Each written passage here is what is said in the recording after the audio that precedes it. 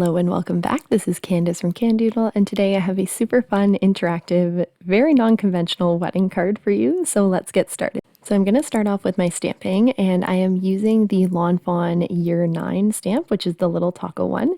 And I'm going to stamp down 2 tacos because this is going to be a kind of fiesta and taco themed card, which I know sounds a little bit unconventional for a wedding card, but a friend of mine asked me to create this, and that was the theme she was going for, with tacos and fiesta. So you'll have to let me know if I delivered when you see the final card. So I stamped down 2 of my little tacos, and then I'm also going to stamp down the little faces that come in the stamp set. I always use tracing paper to make sure it's going to end up where I want it to go before I stamp down on my final thing.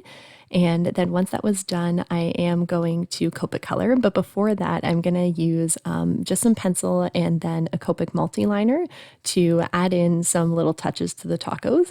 So my tacos are going to be the bride and the groom. So on one of them, I drew a little kind of tuxedo, or what I imagined a taco tuxedo would look like. So I added a little bow tie and gave him like a white shirt and then a room for me to color black, looking like the rest of the tux.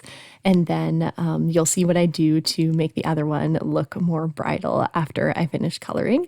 So you can see which colors I'm using on the side there. With my Copics, I'm using some of the Y variety colors, and I colored both of them the same other than the one that I drew my little tuxedo onto. I colored that just in some darker grays and black to add some shading, and then I left the shirt white.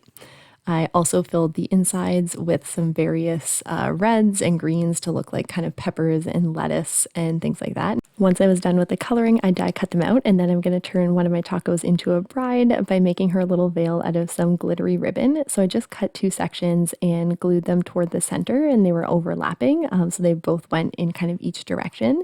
And then I'm going to add a clear piece of acetate behind each of my tacos, and I kind of like to glue them on an angle, so one is going to pop up to the left and the other to the right. And then just to make it look really nice and finished, I add another just plain white die cut behind. So I added that to my bride, and then I'm going to kind of pin her veil to the back just by gluing it down. So you can still see part of it popped up toward the top and the sides. So it looks like it's there, but it all looks nice and clean from the back as well. So once I was done my 2 little tacos, I'm going to move on to assembling my platform pop. I'm showing you all the pieces here, but I will link to another video where I assembled the platform pop-up as well as the one on Fawn's channel. But in this video, I wanted to add some color to my base pieces so that they matched my tacos and my kind of fiesta theme. So I wanted to show how I did that. So I have my Concord and 9th Celebrations Turnabout stamp, and I got that all set up with my jig and my Misty, and then I'm going to actually use that over top of my platform pop-up pieces. Now you definitely could have done this before and then cut that out, but I actually found it much easier to line up accordingly once my die cut pieces were already cut. And what I did here is that I put some removable adhesive on one of the pieces. That way I could do both steps on each of the pieces at once, if that makes sense. That way I don't have to clean my stamp a bunch of times, switching between all 3 of my colors, and then have to do it all again on the second piece. So that way I could do both pieces at a time. And you can see I'm taking on and off that second piece as I need to. So I just followed my usual turning 4 times, and I did 2 in green, 1 in yellow, and 1 in red. And I'm using my Pinkfresh inks in Berrylicious, Evergreen, Grassy, Knoll, and sweet mustard. And I think this ended up looking super, super cute and matched the tacos exactly. And then I have really pretty colored parts of my platform pop-up that match my tacos exactly.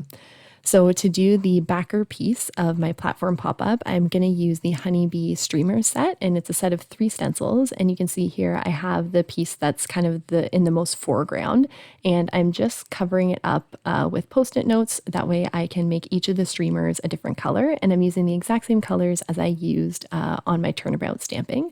Once I was done with that, I moved on to my second piece of the stencil. So these ones are a bit further in the background, so I colored them a little bit darker. So I was just a bit more heavy-handed with, again, the same colors of the ink.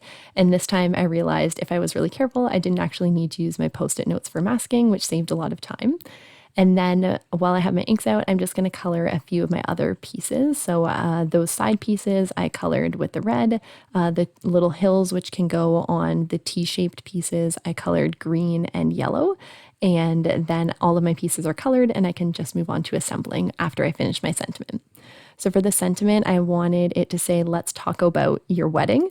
So the wedding is from Lawn Fawn Happy, Happy, Happy. The your I actually got from my Out of This World set from Lawn Fawn. And then let's talk about came with the year 9. So don't be afraid to mix and match your sentiments together. As you can see, it did take a bit of kind of finessing with masking to make sure everything was in the right place. But it's definitely possible to get a sentiment that you're happy with and says what you want it to, especially if you have quite a few stamp sets. And I find Lawn Fawn, the fonts are all very similar or they go together very well. And so I was very happy that I was able to get a sentiment that kind of made sense with this theme and still talked about their wedding. So then I folded all of my little platform pieces together. And again, I'll link to the Lawn Fawn video, but I just followed the exact steps. I think I had the video playing actually off to the side so I could assemble it properly as well. I always find that I need to watch those while I'm assembling the die for it to really stick the first time. And then in subsequent times, I usually can do it without the video. And I used my Suka Wang double-sided tape to make sure that everything adhered really nicely together. And I was happy that it was for sure going to stick.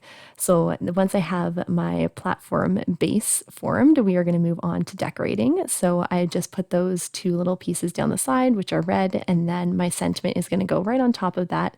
I did add some pieces behind just to pop up my sentiment and make sure it lied flush. Now that I added those red pieces, which added a bit of dimension, so this sits nice and clean across the front and all level. And then I'm going to add my back piece, which is that cute little confetti. And I actually love how these 2 confettis go together. I think they look almost perfect together, although they're from 2 separate companies. So I think it's always great to mix and match your supplies to get what you like and what you need. And I think they end up looking great together. And then, of course, I'm going to come in and stick down my little tacos on their acetate pieces so they're standing up, which you'll be able to see when I turn the card better toward the camera. And then I'm just coming in with my hills and I put the yellow at the front and back and then the green in the center. While I was here, I did die cut the side pieces for the card and I just blended those in green to make sure that it kind of all went cohesively together in the same color scheme and added a bit of interest to the back of the card. And then I also created a teeny tiny little note card with just some cardstock and my scoreboard, which I glued to the back of the card so that my friend could still write her message to the bride and groom.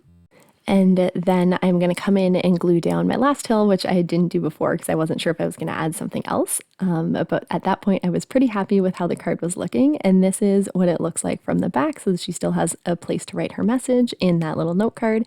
And then the front pops up with these 2 little bride and groom tacos in their little fiesta with all sorts of confetti around them. And I think that this card ended up turning out super, super cute and is a very unique wedding card. So you'll have to let me know if you like it down below in the comments. As always, I really appreciate the time that you spent here with me. Don't forget to give this video a thumbs up and subscribe if you haven't already. And I will see you in another video. Bye!